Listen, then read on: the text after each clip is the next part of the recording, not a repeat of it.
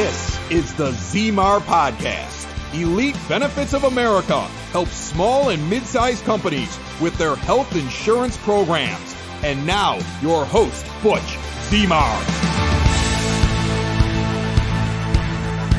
Let's talk about doing something different. People already know the definition of insanity, repeating the same thing over and over, expecting something different. And then you have the contrarian approach, which is the persistency side, right? Like do something against the outliers. A lot of people that might be listening to this podcast, probably are in business because they went the different direction than everybody else. And there's obviously some rewards with that. But, repeating the same thing over and over again, expecting something different is very common in the benefits world as well as business, right? That's why a lot of businesses fail. They just trying to expect certain things to change and they don't. But then they also don't stay consistent at it either. And so there's a lot of reasons. But let's just, I'm going to dive into a scuba story about teaching how to use the actual compass underwater. It's actually really no different than on land, except for in a lot of cases, you do not have visual references as you do on land. And so a lot of times when we teach this, we actually throw a towel over over your head and you drape your head down and you're looking at the compass. So you don't really have outside influences. Usually you have enough light and some capacity to actually see your compass and what you're doing. And then we go to an area where you're not going to trip and fall, and we actually count out steps. We'll make markers to see if you could go out and back and hit the same spot within a certain amount of feet away. Maybe do a square and come back to the same location without actually having any visual aid. So there's a lot of teaching and training that goes involved. The biggest thing is going in a straight line. If you have a stronger leg and a weaker leg, you're going to notice things a little bit different. So you have to adapt to it. Different kicking cycles, and there's a chance that you might veer off course and then you completely miss your underwater target anyways. Another thing when we teach the compass, when you're shipwreck diving, old school shipwrecks, the metal ones, not the wood ones in the Great Lakes, but the steel ships, sometimes they pick up a magnetic field that the compass picks up. So then the magnetic north changes. And so it could throw your compass off even slightly or completely off, depending on the shipwreck. I've never been on a shipwreck where it actually veered off a ton, but it was enough to set you off course, so you can definitely miss your target. There was a dive, and I'm just going to walk you through one of the dives that actually occurred, and this happens more often than you think.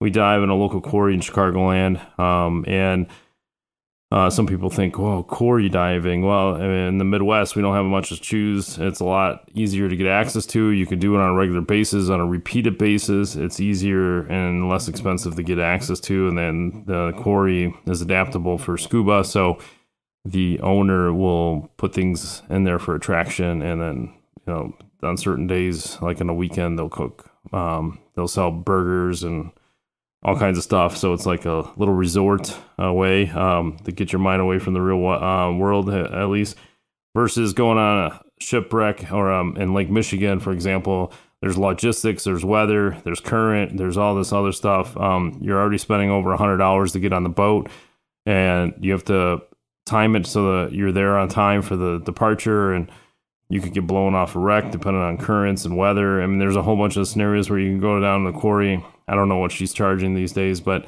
it could be $20 or $30, or maybe $40 to get in for the day. You could scuba dive all day long. It doesn't matter when you show up, except for maybe certain time events with friends or classes, and you go. So it's just a lot easier. And quarry divers are great divers. They become better Caribbean divers as a result. So for those of you that don't travel a whole lot but want to be a better diver when you do, try quarry diving. So anyhow, there's one quarry. I've had hundreds of dives. In fact, a lot of times we would have hundreds of dives in one dive season. A lot of times we didn't have to look at a compass. We could do navigation across the floor. We've been there multiple times. But there's one time we were heading out and we were taking a compass reading and things started just not looking right. When I say that, visual references are key. And so we just kept going because we weren't sure that maybe the visual aids have changed. Maybe we started at a different point than we were used to, and just some things were a little off. It's not like you have two intersections that actually happen to move. These intersections are kind of smooth over. Like it's blended. It's not necessarily a hard stop. There's a few things like big rocks or boats or something, but sometimes you're going right across the quarry. It's just flatlands. In this particular case, we were way off, right? And so it's like, well, if I did everything I was told, everything I was taught, in fact, I even teach it, how was I so far off of this target or heading inside this quarry that I know extremely well? What it ended up coming out to is it was a bad compass, right? So they was giving me wrong directions and I didn't know. And I didn't visually see any physical problems with it. Sometimes with bad compasses, you'll see the liquid in there. You could obviously see something's off in there. It doesn't stay level. This one didn't have any of that, right? So I had no other reason to believe otherwise. So employers and CFOs and HR, a lot of them are they're scuba diving with a bad compass, right? When it comes to their employee benefit programs, they're doing all the same things. They're doing it every single time. They're doing everything they were ever told, and they thought they were staying on course. They even changed insurance companies. They changed plan designs. They even changed brokers with broken promises, and then eventually found out that they were still off course, right? So how can this really be? And so even though I'm going to use compass as a guidance with how things are done, and we'll get to more details, but with a bad compass, you will always, no matter what you do, you will always end up heading in the wrong direction. You'll never hit your goal. In this case, with employee benefit programs, that's more affordability for the company as well as the employees, and lowering their out-of-pocket expenses at claim time, because there's families that could barely put gas in the gas tank and put food on the table that's reasonable for the entire family, so they're not hungry, and yet you're asking them to pay more out of pocket at claim time. So those are targets to lower all that. Just in general, what happens when you change your compass, right? You get a new one, right? Use somebody else's, right? And get some leverage from, outside influences.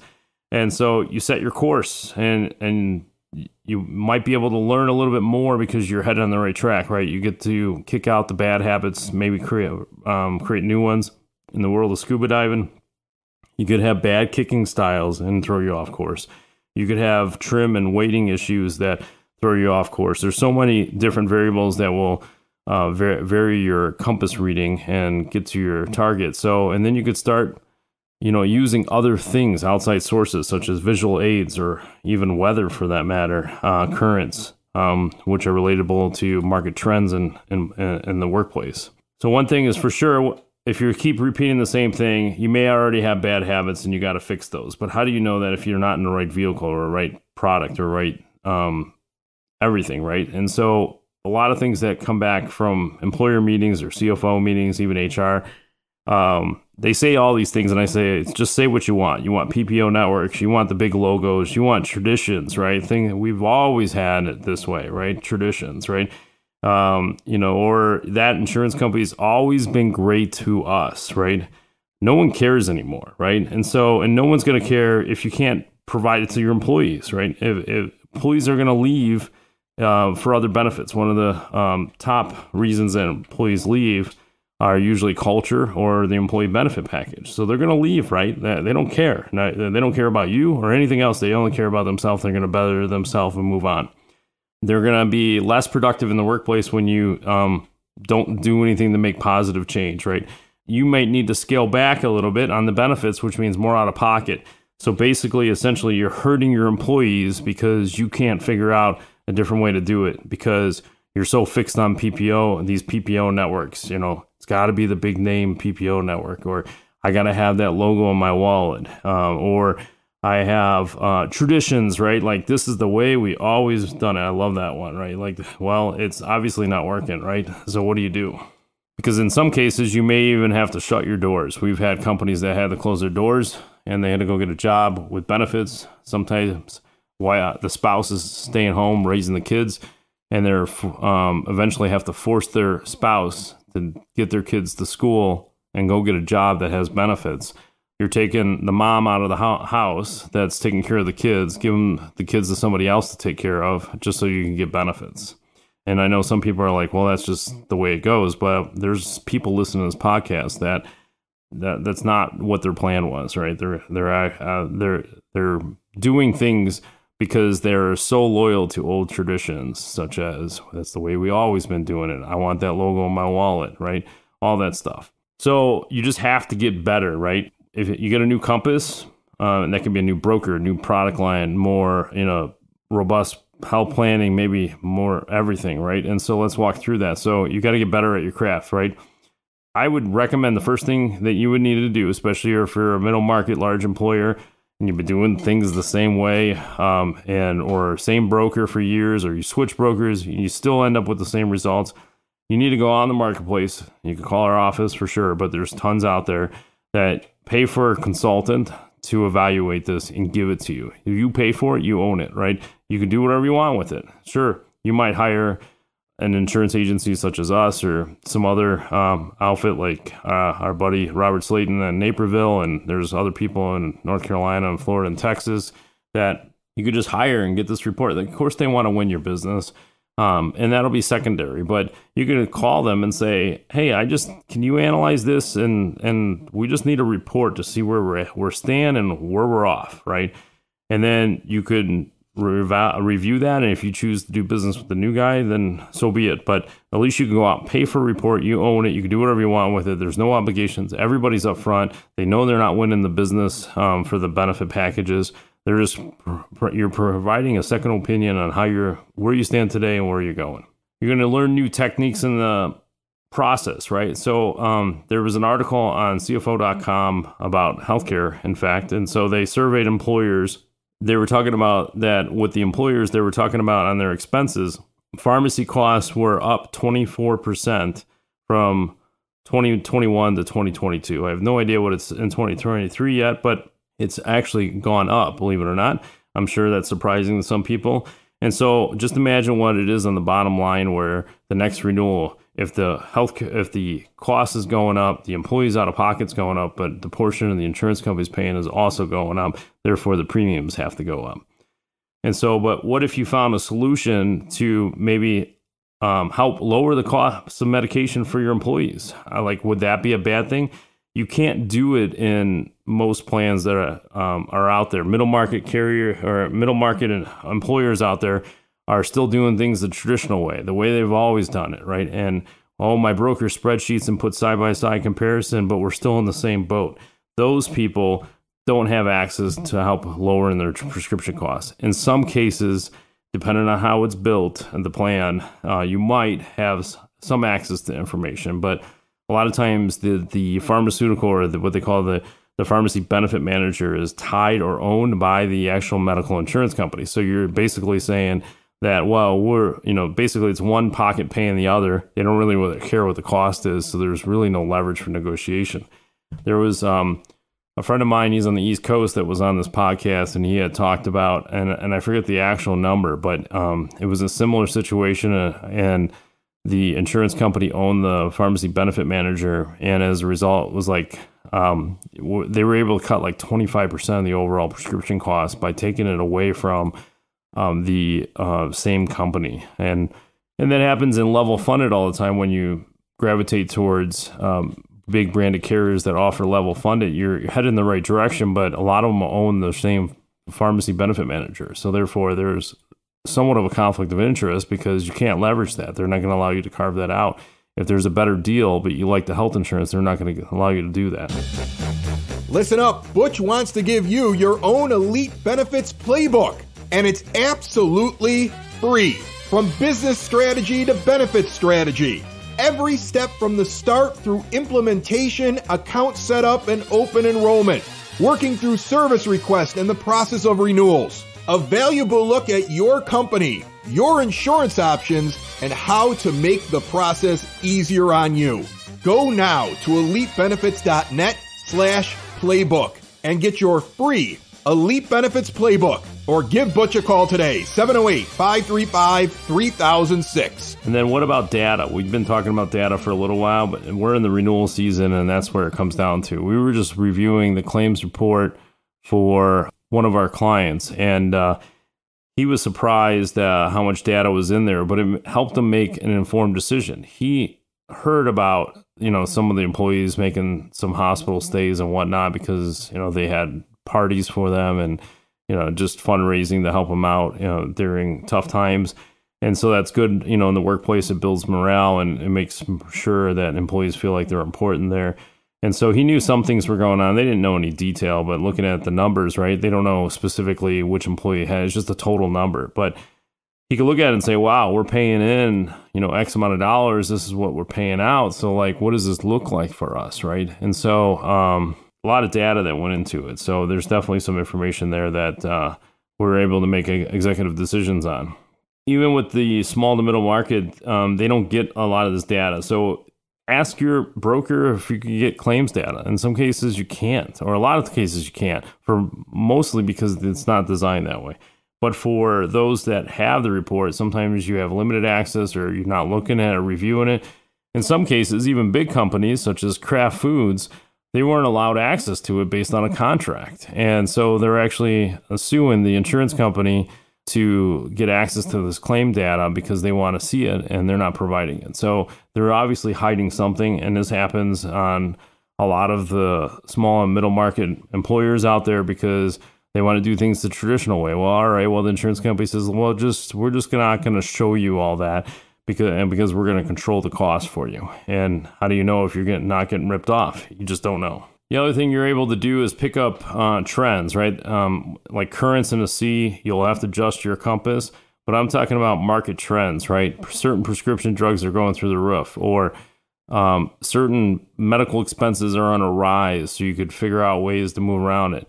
Maybe you could figure out higher rated facilities at lower cost and build them into the plan. And then if your employees decide that they're going to go there, maybe eliminate their out-of-pocket expenses. You could be proactive and probably beat the trend by being ahead of it, right? And you're not going to beat it all the time.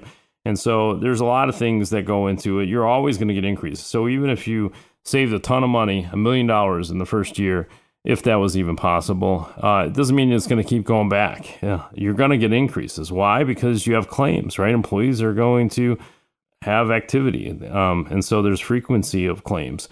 Cost of services are going up all the time, especially now since the Affordable Care Act. But that's a different note altogether. The aging population or the workforce, right? There's more claims happening.